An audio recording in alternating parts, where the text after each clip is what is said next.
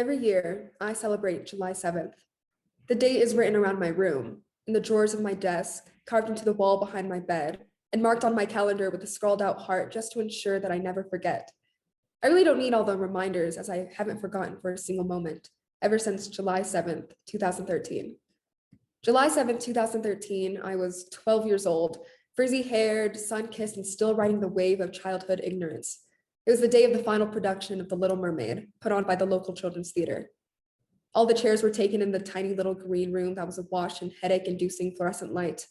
The green room wasn't very green at all, the type of green that a florist tries to recreate in her bouquet of fake flowers. It was the kind of artificial life that is achieved through powdery flower foam and rubbery stems. I was uncomfortable. The world seemed to be contradicting itself. I sat on the floor, tucked up next to the wall.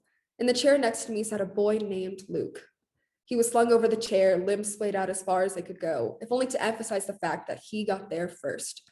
This behavior came naturally to him. He never had to try and act like an asshole, and it was in his demeanor.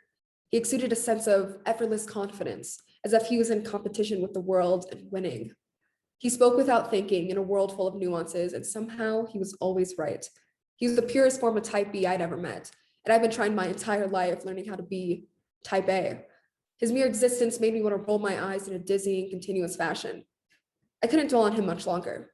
He always seemed to take up an annoyingly large portion of my mind, almost like he was lounging, legs dangling in my psyche.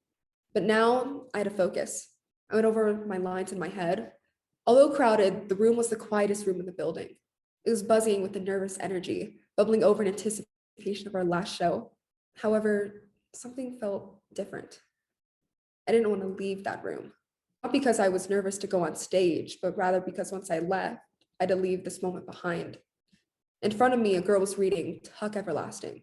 Her eyes scanned the pages in a fervent manner as if she couldn't absorb the words quickly enough. I felt the need to roll my eyes once again. Who would put themselves through a story like that? Just a story filled with air and false promises like the rest of them? Luke pointed at the cover, which depicted a distressed-looking Tuck. "He's wearing eyeliner. Is he gay?" he blurted. The girl simply turned away and continued reading. He then looked to me, his eyes searching my face for some sort of positive reaction. I felt another urge to roll my eyes once again, but in order to do that, I had to stop looking. His eyes were beautiful, a small part of me admitted. Unlike the rest of the room, they were big, bright, and full of boyish life, enhanced with a line of black stage makeup. "Look in the mirror," I panned. He laughed, and I lit up. I'd long believed love was a societal imposition, looming over my prepubescent head with a dull certainty. One day, whether I liked it or not, I'd be viewed as capable of being loved by a man. And that meant it would all be over. At 12 years old, I could feel the world's perception of me shift. Men would yell at me from their cars, family members would approach me differently, and most of my birthday gifts began to consist of perfumes and cheap makeup. Due to the male gaze, society, and the growth of my body, I was forced to become a woman when I still had the mindset of a child. I would stare down at myself in the bathroom mirror, assessing the latest changes, and each time peering back up at me with some semblance of a bride.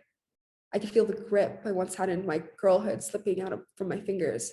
So I dug my heels into the sand and shut my eyes, trying my best to block out the inevitability of the adolescence that had so taunted me.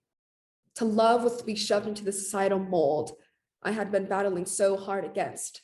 I refused to play the role that I was given. Yet, when I saw Luke on stage that day, I knew that I had everything wrong. I stood behind a curtain, out of sight, but I could still see him. He stood proudly on stage, shouting his lines with the prowess of a professional actor. The audience couldn't get enough of him. He looked my way. My stomach turned to a rock and plummeted to my feet. It was like my heart was a lever and he was tugging it, setting my internal organs into a jumbled frenzy, buzzing with an energy that flowed over my chest. It burned. I felt more alive than I ever had been. I understood. He was looking at me. In a room full of people cheering for him, he wanted to see my reaction, mine. I admired him. The world gave him a brilliant hand, and seeing his eyes flash before mine beneath the stage lights, I could see why. He loved something he could never have, and now I understood that I did too. There was something beautiful in that, loving something that you can never have.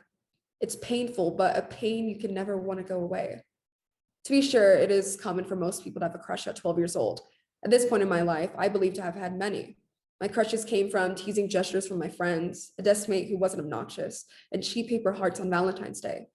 But my feelings for Luke weren't inconsequential like that. If anything, they defied circumstance. They defied my own perception. The thing that surprised me the most was that love was an actual physical feeling, an addicting feeling. You feel like you've just been hit, like you're falling, like you're on the verge of death, but you only want more. At that moment, I knew that I would be chasing this feeling for the rest of my life. I sat on my bedroom floor, listening to the radio. Demi Lovato's Heart Attack came on. My heart felt like it was caving in on itself. There it was again, that feeling. I played the song on repeat just to feel it over and over. The lyrics captured everything so well. No matter how many times I listened, the feeling never faltered, never died. If anything, it just got stronger. From that point on, I became obsessed with love. I consumed as much as I could. Movies, books, TV shows, songs. It was like I had opened up a whole new section of my soul. I'd been seen in black and white my entire life, and now everything was in vibrant color, and I couldn't stop looking around. The world felt like it was alive. For the first time, I understood that I wasn't just a character subjected to fate, but rather a dynamic human who was as alive as the world itself, experiencing the same emotion that made my parents fall in love, that caused Jane Austen to write, that caused Adele to sing those songs. I was no longer on the outside looking in on things I didn't understand. I was enthralled. The priorities that I once taught myself were skewed. All I wanted was a conventional job, success, and money. Maybe I would take a few trips along the way. I would own plenty of clothes, especially pearl jewelry. I wanted to learn how to play saxophone, speak French, goals that I would achieve all on my own. I used to believe that independence was bliss, that the only means of survival were found on my own. On July 7th, my whole perspective changed. I realized that there is so much depth to life that I've yet to discover, that there are spectrums, prisms of thoughts and feelings that I've yet to indulge, and that my connection to others is more powerful than I could even imagine, because I'm not alone. Most importantly, I learned that I didn't want to go through it alone, not when people like Luke existed. I never did see Luke again, but that didn't mean I didn't think about him.